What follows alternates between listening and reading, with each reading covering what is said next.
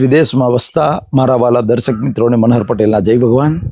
मित्रों उनाळो आवे एटले चीकूनी सीजन आवे अने एमांय वलसाडी चीकू मोटा मोटा चीकू खाईए तो एटला बधा टेस्टी ने गळ्या मध जेवा लागे। चीकूने जोईने एने खावानी इच्छा ना रोकी शकाय अने आ सीजन में चीकू बहु सस्ता मळे छे।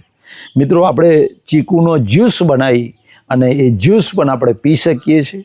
डायरेक्ट चीकू एकला पण खाई शकीए छीए। तो चीकू कोने खावा जोईए कोने ना खावा जोईए? जेનું वजन બેલેન્સ માં છે, મારા જેવું વજન છે, જેની સિંગલ બોડી છે, એ પેટ ભરીને ચીકુ ખાશે તો વાંધો નથી, પણ જેનું વજન વધારે છે, ઓવરવેટ છે, એવા લોકોએ ચીકુનું સેવન કરવું જોઈએ નહીં, કારણ કે આમાં 100% કાર્બોહાઈડ્રેટ છે અને એ કાર્બોહાઈડ્રેટ ગ્લુકોઝ જે છે એ ડાયજેસ્ટ નથી થતું ત્યારે લીવર એનું ચરબીમાં રૂપાંતર કરે છે, એટલે ચીકુ એ વજન વધારવાનું કામ કરે છે। માટે જે ઓવરવેટ છે એવા લોકોએ ચીકુનું સેવન ક્યારેય ના કરવું જોઈએ।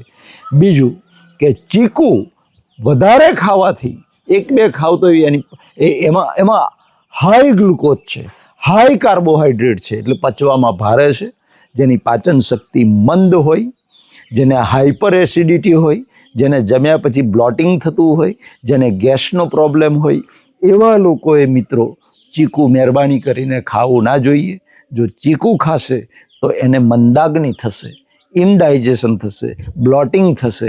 ખાવું હોય તો કદાચ ટેસ્ટ માટે એકાદ ચીકુ ખાઈ શકે, પણ વધારે પડતું ચીકુ એનો જ્યુસ બનાવેલો હોય એ પણ મંદ પાચન શક્તિવાળાએ ક્યારેય ખાવો ના જોઈએ।